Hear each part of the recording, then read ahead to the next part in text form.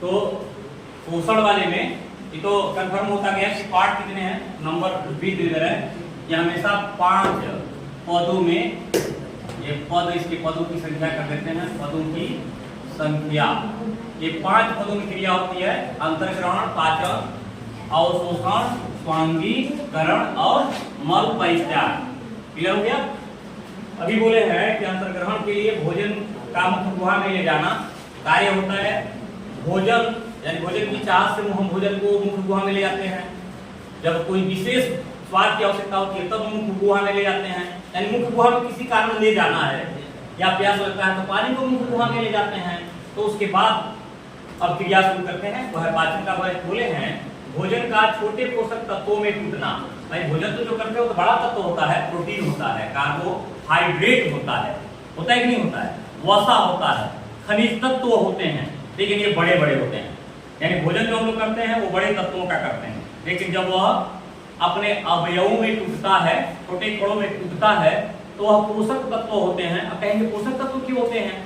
क्योंकि भोजन का हम जो अंतर्ग्रहण कराते हैं उसे पाचन कराने के बाद इसी कार्य के लिए उसे अंदर ले ही गए हैं कि वह पोषक तत्वों में टूट जाए, टूटने के बाद हमें ऊर्जा प्रदान करे और उससे हम 2 तरह की ऊर्जाओं को प्राप्त करें, एक जैव ऊर्जा और एक यांत्रिक ऊर्जा। जैव ऊर्जा से हम जिंदा रहें, यानी हमारे शरीर के अंदर की 7 क्रियाएं चलती हैं, अभी नाम लूंगा 7 क्रिया का। और दूसरा जो यांत्रिक क्रिया है जिसे हम अभी जो बोल रहे हैं वो हो, जो तुम जो लिख रहे हो वो हो, जो तुम चलोगे वो हो। यानी यांत्रिक क्रिया जिंदा रहने के अलावा जितना तुम क्रिया करते हो सारी क्रियाएं उसी ऊर्जा से चलती रहती हैं। तो जो 7 जैविक क्रियाएं हैं वो कौन कौन सी हैं? पहले तो हमको वृद्धि करना है। मान लो कोई छोटा सा बच्चा है तो भी तो कोई इंसान ही है या कोई जंतु का ही बच्चा है, तो उसको वृद्धि करना है। तो वृद्धि करने के लिए उसे ऊर्जा चाहिए, तो जैव ऊर्जा का देन है। दूसरा काम है उसका चलना। भाई जो जीवित है, जंतु है, तो चलेगा ही चलेगा। कहेंगे पौधे तो नहीं चलते, पौधे भी चलते हैं। पौधों में क्या चलता है? उसका शाखा देखते हुए खींचता हुआ चला जाता है। जैसे नेनुआ का पौधा देखना, तो एक जगह नेनुआ बो देते हो कहाँ चला जाता है, काफी दूर दूर तक नहीं जाता है। तो अपने जड़ से तो नहीं चलता, लेकिन अपने शाखाओं से तो चलता है ना। तो इस तरीके से उसमें भी गति होती है। तो गति हो गया, जिसको हम लोग प्रचलन कहते हैं, लोकोमोशन कहते हैं। हम गति क्यों करते हैं? एक चींटी चलती क्यों है? हम इतनी दौड़ते क्यों हैं? भोजन के लिए। जब भी हम चलते हैं उसका एक उद्देश्य होता है, वह है भोजन का संग्रह करना, यानी भोजन के लिए हम लोग चलते हैं। तो भोजन का अगर हम नाम ले लिए तो वहीं से पोषण शुरू हो जाता है। यानी भोजन शरीर में ले जाना क्या कहलाता है? पोषण कहलाता है। अभी वही बात आ रही थी ना। तो पोषण के लिए हम लोकोमोशन करते हैं, प्रचलन करते हैं। पोषण हुआ, पोषण से हम पोषक तत्व तो प्राप्त कर लिए, यानी पाचन हुआ, बहुत सारी क्रिया होगा, तो डिटेल में आएगा ही। पोषण हुआ, हम पोषक तत्व तो प्राप्त कर लिए। पोषक तत्व तो प्राप्त करने के बाद क्या करेंगे? अब क्या हम उसका विघटन नहीं करेंगे, तो शोषण करेंगे। शोषण करने के बाद ऑक्सीजन अंदर ले जाएंगे, ले जाने के बाद उन पोषक तत्वों को क्या करेंगे? तोड़ेंगे। जब वो टूटेगा तो हमें ऊर्जा मिलेगी। समझो, खाली पोषक तत्वों से ऊर्जा नहीं मिली, उस ऊर्जा की प्राप्तिकरण के लिए हमें ऑक्सीकरण करना पड़ा। ऑक्सीकरण मतलब शोषण करना पड़ा। और जब शोषण कर लेंगे और इधर पाचन कर लेंगे, तो शोषण में भी उत्सर्जी अंग बनता है, उत्सर्जी पदार्थ बनता है, और पाचन में भी उत्सर्जी पदार्थ बनता है। ये कि शोषण में जो उत्सर्जी पदार्थ बनता है वो गैस वाला होता है, कार्बन डाइऑक्साइड बन गया, बाहर उसको निकाल के फेंक दिए। तो उसमें हम क्या करेंगे? सांस को बाहर अंदर करेंगे कि नहीं करेंगे? अर्थात देखो, सारी क्रियाएं किसी न किसी से जुड़ी हुई हैं। उसी पाचन से यह शोषण भी जुड़ा हुआ है। शोषण हुआ, कार्बन डाइऑक्साइड निकल गया, और वो पाचन हुआ तो उससे मल परित्याग हुआ। इस क्रिया को क्या कहते हैं? उत्सर्जन। शरीर से वर्ज्य हानिकारक पदार्थों को बाहर निकालने की क्रिया को क्या कहते हैं? उत्सर्जन, एक्सक्रीशन कहलाता है। और ये हर हाल में करते हैं, जैसे आंख से कीचड़ निकालना। ये क्या है? उत्सर्जन नहीं है। शरीर से अमोनिया वाला पानी पसीने के रूप में बाहर निकालना, यूरिया वाला पानी शरीर से बाहर निकालना। इसमें ऐसा है ना कि पसीना निकालना भी एक शरीर की अच्छी क्रिया है कि नहीं है? चलिए, आंख से आंसू गिराना, आंख की सफाई करना, आंख में जो गंदगी होता है वो आंसू से निकल जाता है। क्लियर हो गया?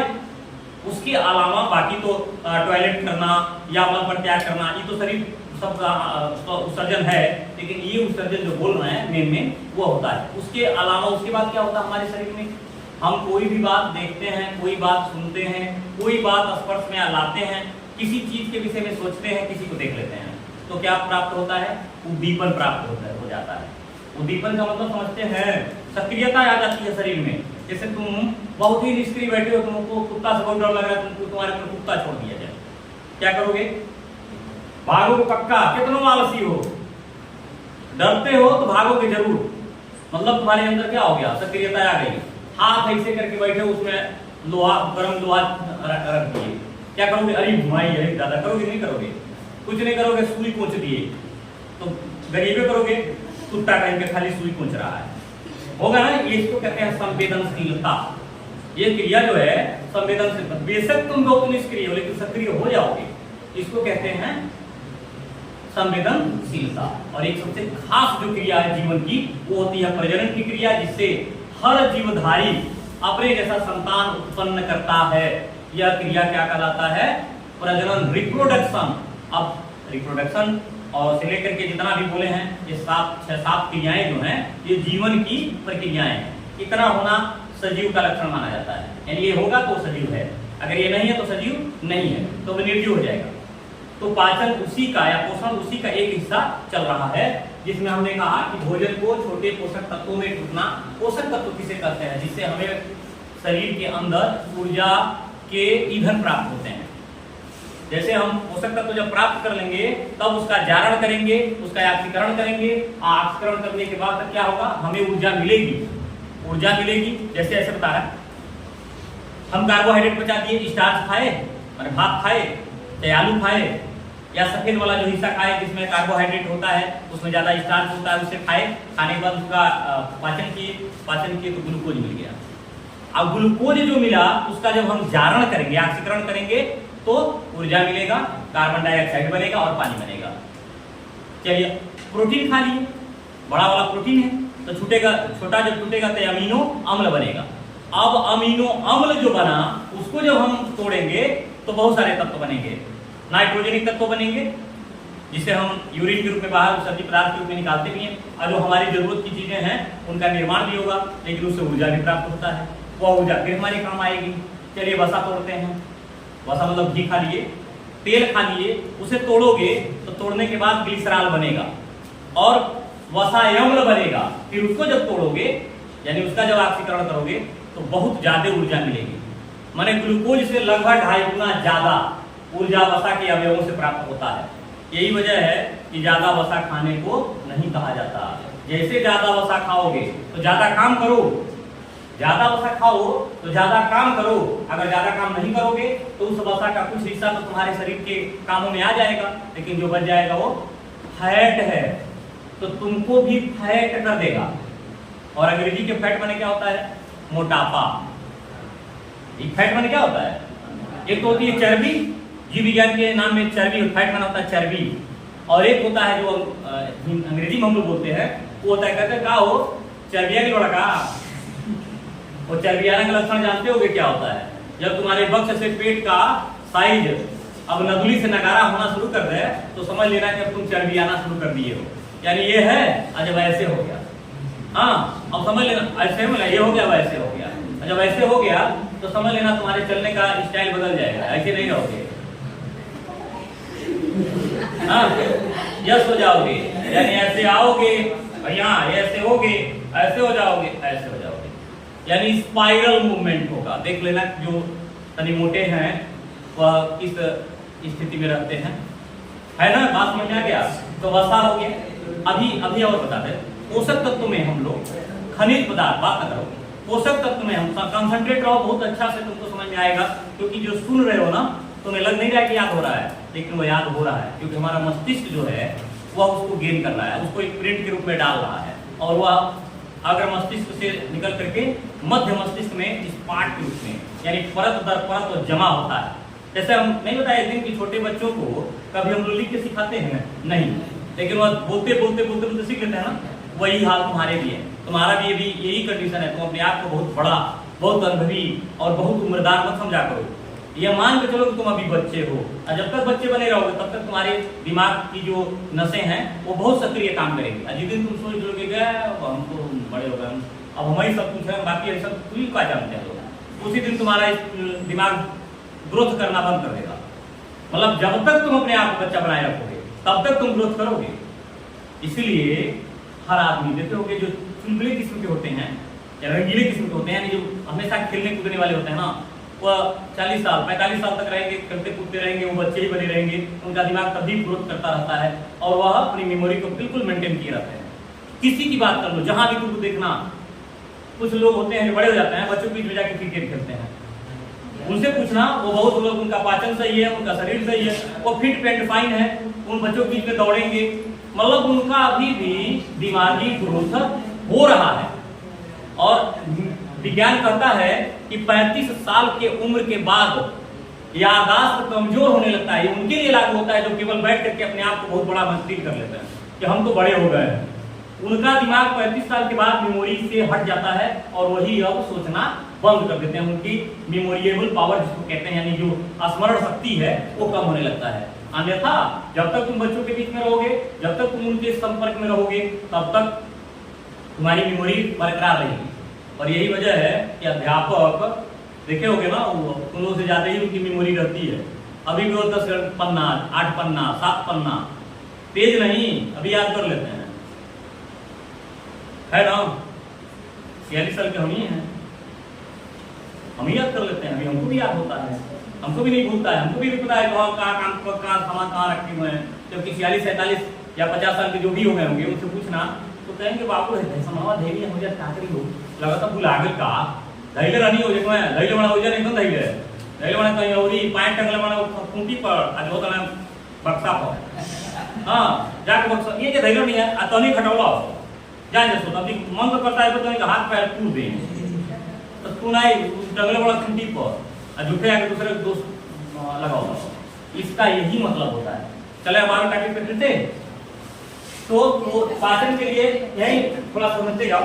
पाचन हम कहाँ कहाँ बताए थे करने के लिए? 3 जगह पे। एक होता है मुख गुहा में, मुख गुहा, दूसरा बताए थे आमाशय में, तीसरा बताए थे ग्रहणी में, ये छोटी आंत का हिस्सा है, ग्रहणी में। अवशोषण की क्रिया ध्यान है, अवशोषण की क्रिया का क्या मतलब हो गया? पोषक तत्वों का, पोषक तत्वों का बात नहीं, पोषक तत्वों का रक्त, रक्त जानते हैं ना, ब्लड, रक्त में मिलना, माने जब पोषक तत्व आकर के ब्लड में अवशोषित हो जाते हैं तब जाकर के उस क्रिया को अवशोषण कहते हैं। ये होता कहाँ है? छोटी आंत बड़ी लंबी होती है, सुने होंगे, पतली होती है लेकिन बड़ी लंबी होती है, 6.5 मीटर की, 6.5 मीटर यानी 18 फीट, 18-20 फीट की होती है, अब होती बड़ी पतली है और उसका उलझा होना भी रहना होता है, तो उसके उभार होते हैं, उसके ऊपर बहुत सारे माइक्रोबिलाई होते हैं, इसको रसांकुर कहते हैं। तब भोजन उसके संपर्क में जा रहा है, मान लो भोजन हम कर लिए हैं, अब उसको तोड़ दिए हैं, पहले तो मुंह में तोड़े थे,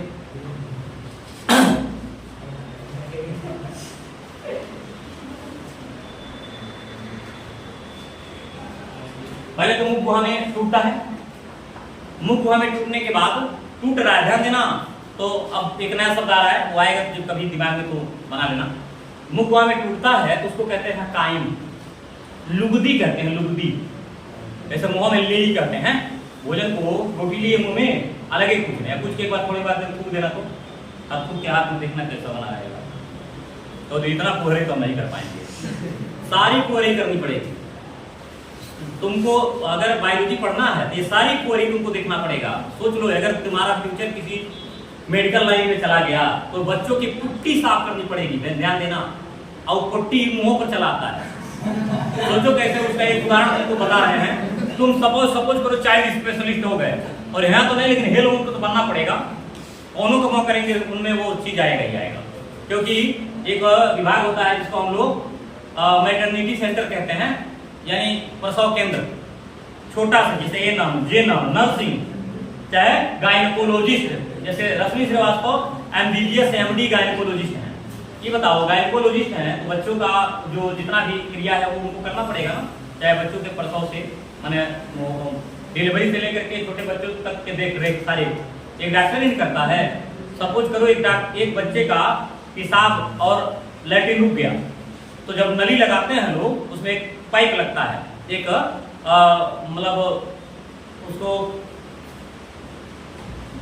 पंप लगाना कहते हैं, पंप लगाते हैं, तो उसको दबा दे करके उसमें गैस भी बनाया जाता है, उसको पतला किया जाता है।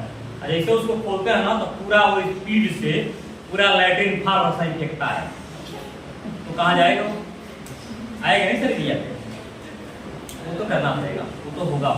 तो ज़्यादा भिनकने होने की जरूरत नहीं है, ठीक ना। कभी कभी लोगों के हाथ पैर में 1.5 लीटर मवाज भर जाता है और उसको फाड़ करके वो मवाज निकालते हैं लोग, तो देखेंगे कि नहीं अखिया से मवाज निकालते हुए पूरा बत्ती डालते हैं, साफ करते हैं, लकड़ी मतलब उसमें समझो कि वो बड़ा सा स्टील का वो होता है, उसको पेस्ट करके उससे साफ करते हैं, फिर उसके बाद उसमें ड्रेसिंग करते हैं, फिर बांधते हैं। बड़ी बड़ी लंबी चीजें हैं इसमें। तो मेरे कहने का ही मतलब हो गया कि अवशोषण जो है उसी रसायनों द्वारा होता है। भोजन ऐसे सरक रहा है, सरकते जा रहा है तो उसके संपर्क में आएगा कि नहीं आएगा, और वहाँ ब्लड की बहुत सारे कण लगे रहते हैं। कभी कभी उसी में इन्फेक्शन होता है तो लैट्रिन के साथ खून आने लगता है, जिसको कहते हैं इनको तो बवासीर हो गया। उसी रसायनों में कटाव होता है, कहीं कहीं वो फोड़ा हो जाता है, और जब फोड़ा हो जाता है तो बताओ जब कट गया है, फोड़ा अंदर हो गया है, तो उसमें मवाज निकलेगा, ब्लड निकलेगा, तो लैट्रिन के साथ मतलब उसी भोजन के मल बनाने के बाद वो बाहर निकलेगा, तो लोग क्या कहेंगे? या तो भगंदर कहेंगे, कहेंगे नहीं कहेंगे? उसका एक अल्सर कहते हैं, अल्सर भगंदर, या तो बवासीर कहेंगे, फिस्टुला नाम है उसका। सीधे सीधे पाई समझो, बवासीर सबको पता है, तो बवासीर हो जाएगा। अब पेट का फोड़ा है, बड़ा खराब होता है वो। तो इस तरीके से वो क्रिया होती है, भोजन आगे सरकता है और उसमें से जितने पोषक तत्व होते हैं ब्लड में आ जाते हैं। अब जो ब्लड में आ गए तो बचा हुआ हिस्सा तो बेकार हो गया, वो तो अब जाकर के रेक्टम में मलाशय में एकत्र होगा। अभी फिगर में बता रहे हैं, मलाशय में एकत्र होगा, और एकत्र होने के बाद जब तुम्हारा मन करेगा तब जाओगे, गिरा जाओगे। बिना मन के नहीं जाओगे, उसके लिए भी सेंटर काम करेगा, दिमाग में सेंटर होता है। जो कहते हैं कि मन तो मैदान कर जाएगा, क्या हुआ? पेट नहीं करता है मैदान करने जाने के लिए, इन्हें के पेट में ऐसा कुछ हो रहा है, दिमाग में होता है कि हाँ अब उसकी सूचना इन्फॉर्मेशन ये दिमाग में जाता है, जहां पर वो केंद्र होता है, जिसको हम लोग केंद्र का नाम जानते हो, मल परित्याग केंद्र कहा जाता है। उसी केंद्र के सक्रिय होने के बाद तब वो क्रिया होती है। तो यहाँ पोषक तत्वों का रक्त में मिलना अवशोषण कहलाता है। अवशोषण पूरी छोटी आंत में ही होती है, पूरी छोटी आंत में 3 हिस्सा होता है, ग्रहणी होता है, मध्यांतर होता है और शेषांतर होता है। चलिए आइए स्वांगीकरण करते हैं पोषक तत्वों का